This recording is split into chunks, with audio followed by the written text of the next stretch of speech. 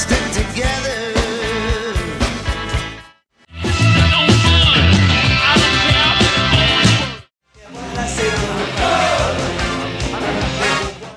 You ever hear a rock album so forgettable you literally forgot it existed? Yeah, same. Some of the biggest bands of the 80s dropped records that should have been massive, but instead, gone. Poof. Kinda wild. And wait till you see who's on this list, because a few of these, total curveballs. Trust me, number 5 hurts.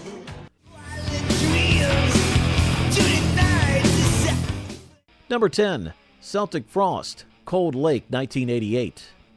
And here's the thing, Cold Lake wasn't just a flop, it was a full-blown identity crisis.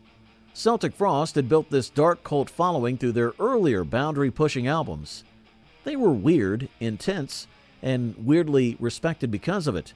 But in 1988, they took a wild left turn into glam metal territory, and Cold Lake was the result.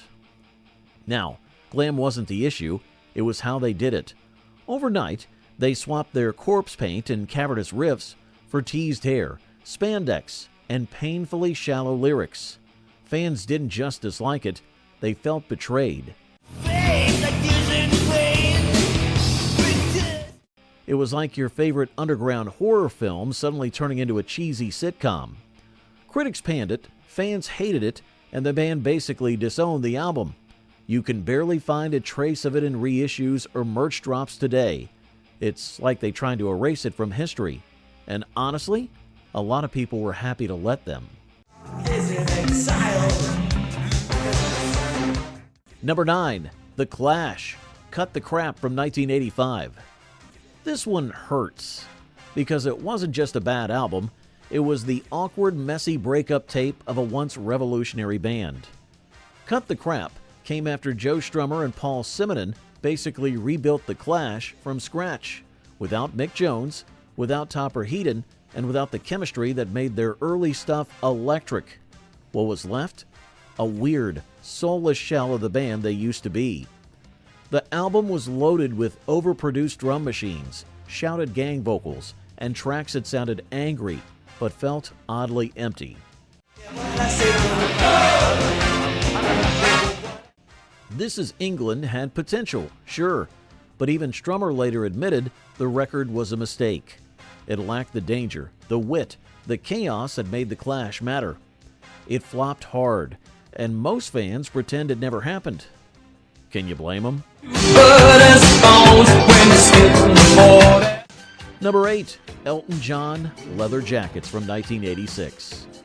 You know it's bad when even Elton calls it the worst album of my career. That's a direct quote. Leather Jackets came out during a weird and turbulent time for Elton. Substance issues, label pressure, and a general sense of burnout. The result? A collection of songs that didn't just land. Flat production, forgettable melodies, and none of the emotional punch you usually get from him. It's not like people expected Goodbye Yellow Brick Road levels of genius, but this felt phoned in. Even the cover art looked uninspired. It had a couple of okay tracks, but nothing that stuck, and the sales reflected just that. Elton bounced back, of course, but this album, it's like the footnote no one wants to read. It didn't just vanish, it sank like a rock.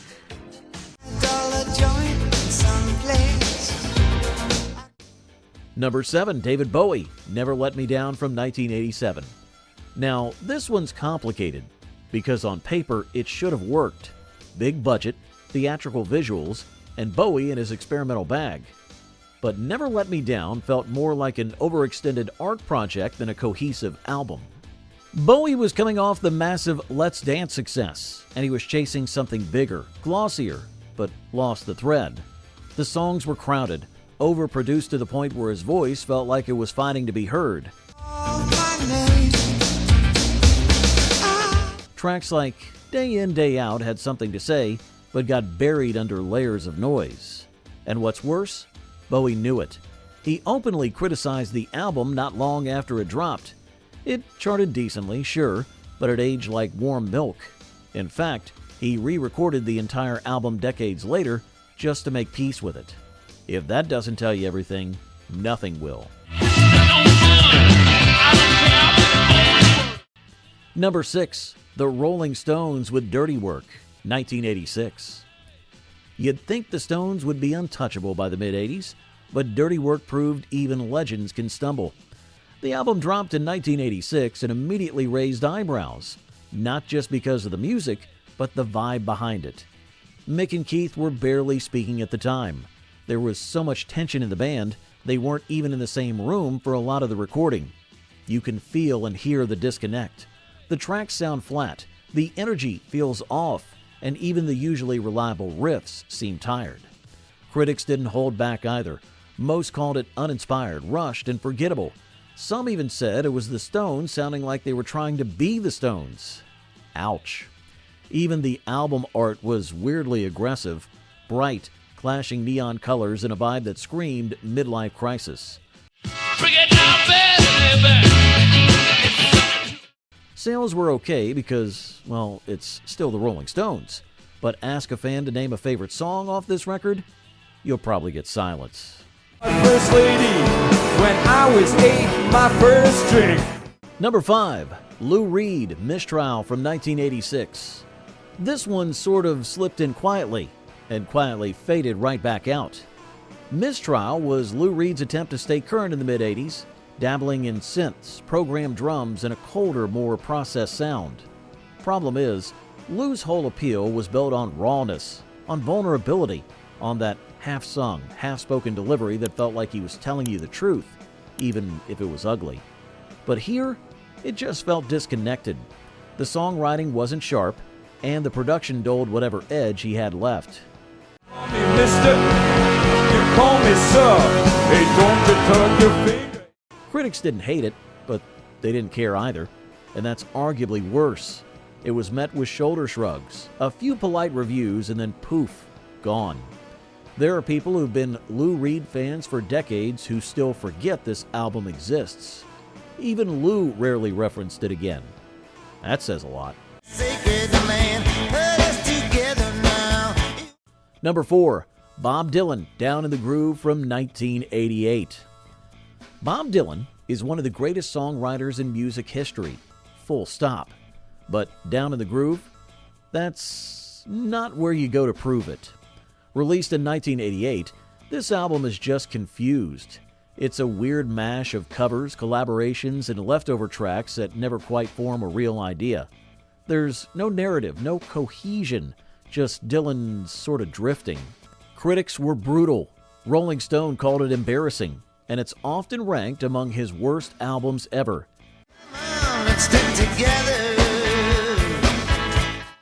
Even Bob didn't seem invested. He didn't promote it much and never really spoke about it after. The vibe? Like he was fulfilling a contract obligation and mailing it in, which, to be fair, might be exactly what happened. Still, coming from a guy who gave us Blonde on Blonde and Blood on the Tracks, this one felt like a ghost. And today, it's basically vanished from the conversation. For a Dylan record, that's wild.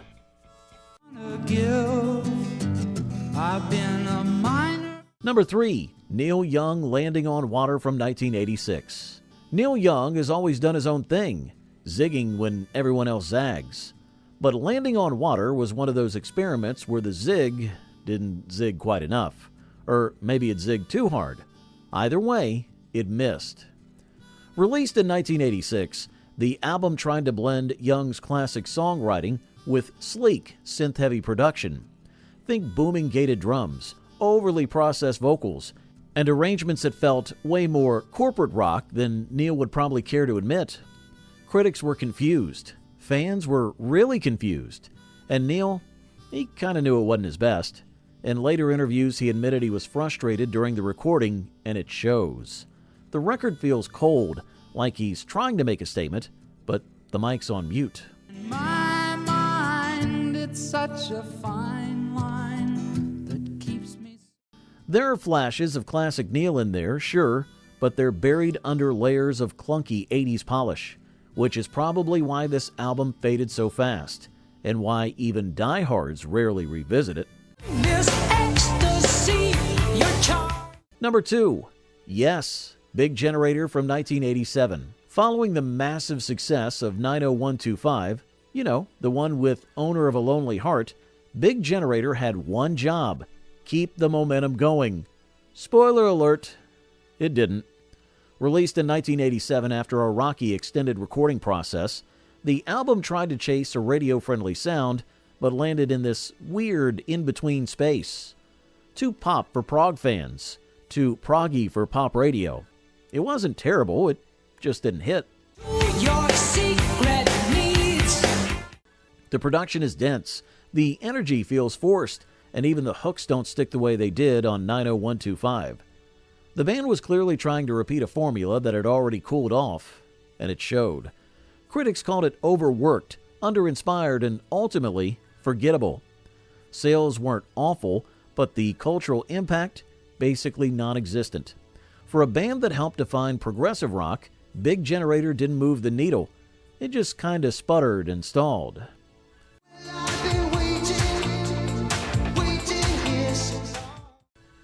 At number 1, Genesis, Invisible Touch from 1986. Alright, this one's gonna ruffle feathers, because technically, Invisible Touch was a huge commercial success. It had 5 top 5 singles in the US. It sold millions. It helped turn Genesis into stadium gods. But here's the catch. It also alienated a lot of their core fan base. This was the final form of Genesis's evolution from a weird theatrical prog band into a sleek pop rock machine. And for longtime fans who grew up with the Peter Gabriel era epics, Invisible Touch was a betrayal.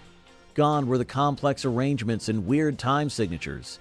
In came glossy synths, power ballads, and Phil Collins fully in his MTV frontman bag.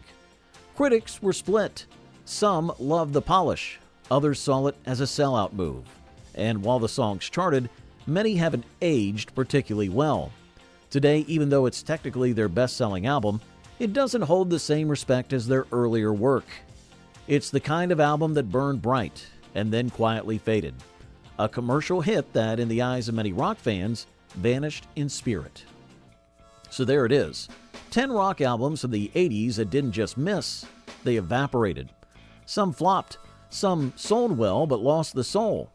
And a few just got buried under time, trends, and better records. If you're still watching, first off, you get it. Hit that subscribe button so you don't miss what's next. Got a flop of your own in mind? Drop it in the comments. And let's give these forgotten records the roast or the redemption they deserve. See you in the next one.